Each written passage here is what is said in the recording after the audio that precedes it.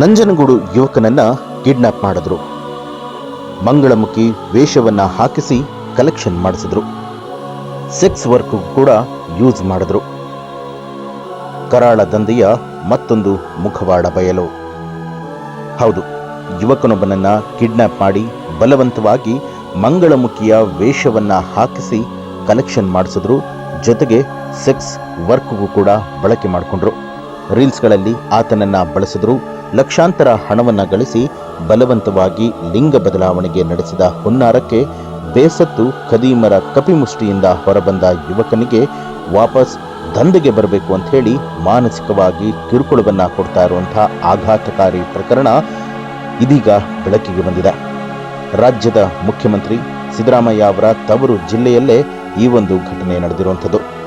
ಮಂಗಳಮುಖಿಯ ಕಿರುಕುಳಕ್ಕೆ ಬೇಸತ್ತಂತಹ ಯುವಕ ನ್ಯಾಯಕ್ಕಾಗಿ ಮೈಸೂರು ಪೊಲೀಸರ ಮೊರೆ ಹೋಗಿದ್ದಾನೆ. ಮತ್ತೆ ಕರಾಳ ದಂಧೆಗೆ ತೊಡಗಿಸೋದಕ್ಕೆ ಹುನ್ನಾರವನ್ನ ನಡೆಸ್ತಾ ಇರುವಂತಹ ಮಂಗಳಮುಖಿಯ ವಿರುದ್ಧ ಯುವಕ ಮೈಸೂರಿನ ಲಷ್ಕರ್ ಠಾಣೆಗೆ ದೂರನ್ನ ಕೊಡ್ತಾನೆ. ನಂಜನಗೂಡಿನ ತ್ಯಾಗರಾಜ ಕಾಲೋನಿಯ ಯುವಕ ಅನಿಲ್ ಕುಮಾರ್ ಅಲಿಯಾಸ್ ಅಕ್ಷತ ನೊಂದ ಯುವಕ. ಮಂಗಳೂರು ಮೂಲದ ಅನಿತಾ ಆರೋಪ ಹೊತ್ತಂತಹ ಮಂಗಳಮುಖಿ. 4 ತಿಂಗಳ ಹಿಂದೆ ಮೈಸೂರು ಗ್ರಾಮಾಂತರ ಬಸ್ ನಿಲ್ದಾಣದ ಬಳಿಯಲ್ಲಿ ಅನಿಲ್ ಕುಮಾರ್ ಬಸ್ಗಾಗಿ ಕಾಯ್ತಾ ನಿಂತಿದ್ದ. ಇದೇ ಸಂದರ್ಭದಲ್ಲಿ ಮಂಗಳಮುಖಿ ಅನಿತಾ ಮತ್ತು ತಂಡ ಅನಿಲ್ ಕುಮಾರ್ಗೆ ಮುಸುಕನ್ನ ಹಾಕಿ ಮತ್ತು ಬರುವಂತೆ ಮಾಡಿ ಬಲವಂತವಾಗಿ ಕಿಡ್ನಾಪ್ ಮಾಡಿ ಮಂಗಳೂರಿಗೆ ಕರೆದುಕೊಂಡು ಹೋಗ್ತಾರೆ. ಸೀರೆ, ನೈಟಿ, ಕಿವಿಗೆ ಓಲೆ, ಮೂಗಿಗೆ ಬೊಟ್ಟನ್ನ ಹಾಕಿಸಿ ಅನಿಲ್ ಕುಮಾರ್ಗೆ ಮಂಗಳಮುಖಿಯಾಗಿ ವೇಷವನ್ನ ಹಾಕಿಸಿ ಬಲವಂತವಾಗಿ ಬೀದಿಗಳಲ್ಲಿ ಅಂಗಡಿಗಳ ಮುಂದೆ ಕಲೆಕ್ಷನ್ ಅನ್ನ ಮಾಡಿಸ್ತಾರೆ. ಪ್ರತಿದಿನ 2 ರಿಂದ 3 ಸಾವಿರ ಕಲೆಕ್ಷನ್ ಅನ್ನ ಮಾಡಿಸ್ತಾರೆ. ರೀಲ್ಸ್ಗಳನ್ನ ಮಾಡಿ ಸಾಮಾಜಿಕ ಜಾಲತಾಣದಲ್ಲೂ ಕೂಡ ಅಪ್ಲೋಡ್ ಮಾಡ್ತಾರೆ. ಅಲ್ಲದೆ ಮಂಗಳೂರು, ಕೇರಳ ಭಾಗಗಳಿಗೆ ಕಳುಹಿಸಿ ಸೆಕ್ಸ್ ವರ್ಕ್ಗೂ ಕೂಡ ಬಳಸ್ಕೊಂಡಿದ್ದಾರೆ. ಅದರಲ್ಲೂ ಅನಿಲ್ ಕುಮಾರ್ ಅಲಿಯಾಸ್ ಅಕ್ಷತಾ ಇವರಿಂದ ಸಾವಿರಾರು ರೂಪಾಯಿ ಹಣವನ್ನ ಸುಲಿಗೆ ಮಾಡಿ ವಸೂಲಿ ಮಾಡಲಾಗಿದೆ. ಆಧಾರ್ ಕಾರ್ಡ್ನಲ್ಲಿ ಟ್ರಾನ್ಸ್ಜೆಂಡರ್ ಅಂತ ಹೇಳಿ ನಮೂದಿಸಿ ಸಮಾಜ ಕಲ್ಯಾಣ ಇಲಾಖೆ ವತಿಯಿಂದ ಅಧಿಕೃತ ಸರ್ಟಿಫಿಕೇಟ್ ಅನ್ನ ಕೊಡಿಸಿದ್ದಾರೆ.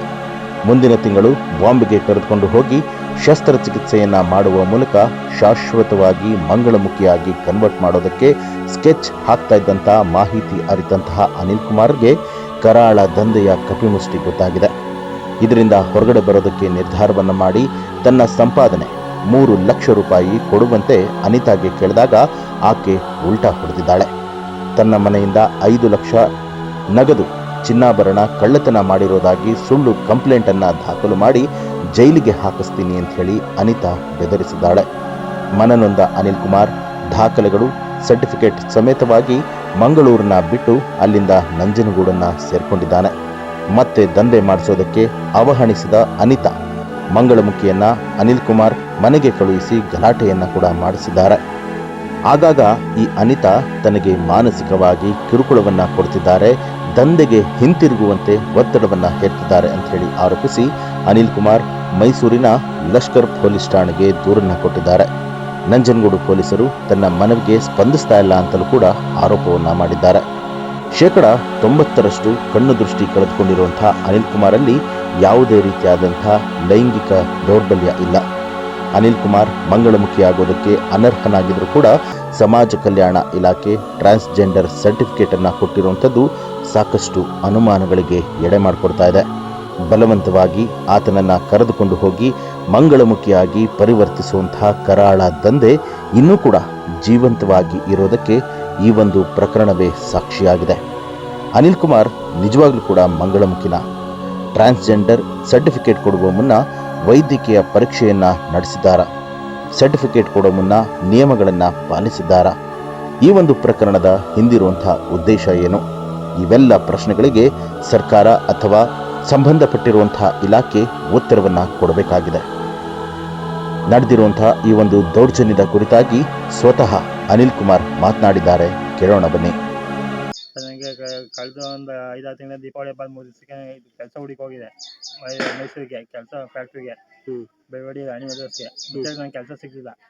ಹಾಗಾಗಿ ನಾನು ಮತ್ತೆ ರಿಟರ್ನ್ ನಂಜನಗೂಡಿಗೆ ಬರ್ಬೇಕಾದ್ರೆ ಸಬರ್ಬಸ್ಟ್ಯಾಂಡ್ ಹತ್ರ ನೈಟ್ 10 ಗಂಟೆಲಿ ಮಂಗಳಮುಖಿ ಐಟಮ್ ತಗೊಂಡು ಬಂದು 4-5 ಜನ ಅನಿ ಮಂಗಳೂರು ಅಂತ ಅವರು ಕಣ್ಣಿಗೆ ಇದು ಏನೋ ಮುಗಿಸ್ಬಿಟ್ಟು ಕಣ್ಣಿಗೆ ಬಟ್ಟೆ ಕಟ್ಬಿಟ್ಟು ನಾನು ಕಿಡ್ನಾಪ್ ಮಾಡ್ಕೋದು.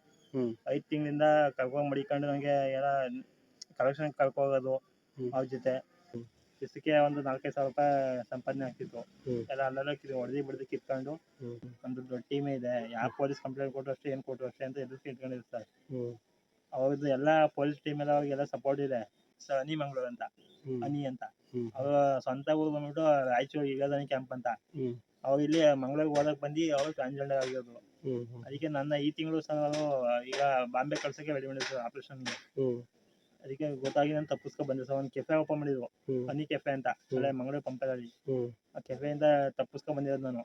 ನನಗೆ ನೀನು 5 ಲಕ್ಷಕ್ಕೆ ಹೋಗಿದ್ಯಾ, ಒಡವೆ ಎತ್ಕೊ ಹೋಗಿದ್ಯಾ, ತಾಳಿ ಎತ್ಕೊ ಹೋಗಿದ್ಯಾ ಅಂತ, ನೀನು ಕೇಸ್ ಕೊಡ್ತೀನಿ, ಕಂಪ್ಲೇಂಟ್ ಕೊಡ್ತೀನಿ, ಮಂಗಳೂರು ಜೈಲಿಗೆ ಹಾಕ್ತೀನಿ ಅಂತ ನನಗೆ ಎದುರಿಸ್ತಾ ಇದ್ರು ಸರ್. ನನಗೆ ತುಂಬ ಅವಮಾನ ಆಗ್ತದೆ ಸರ್. ಎಲ್ಲ ವೀಡಿಯೋಗಳ ಎಲ್ಲ ಪೋಸ್ಟ್ ಮಾಡಿದ್ದಾರೆ, ನಮ್ಮ ಫ್ರೆಂಡ್ಸ್ ಎಲ್ಲ ತುಂಬ ಅವಮಾನ ಮಾಡ್ತಾ ಇದ್ದಾರೆ ನನಗೆ. ಅಲ್ಲ ಸರ್, ನಾವು ಹುಡ್ತಾಗಿನ ಸರ್ ನನ್ನ ಮೇಲೆ ಸರ್ ನನ್ನ ಮಂಗಳಮುಖಿ ಅಲ್ಲ, ಅವ್ರು ಕನ್ವರ್ಟ್ ಮಾಡ್ಕೋಬೇಕು ಅಂತ ಪ್ರಯತ್ನ ಪಡ್ತು. ಇವಾಗ ಫೋನ್ ಮಾಡಿ ಇವಾಗಲೂ ಟಾರ್ಚರ್ ಕೊಡ್ತಾರೆ ಸರ್. ಮಂಗಳೂರು ಸ್ಟೇಷನಿಂದ ಫೋನ್ ಮಾಡ್ತಾರೆ. ಅಲ್ಲಿ ಮಹಿಳಾ ಮತ್ತು ಮಕ್ಕಳ ಕಲ್ಯಾಣ ಇಲಾಖೆ ಮೇಡಮ್ ಅವ್ರ ಹೆಸರು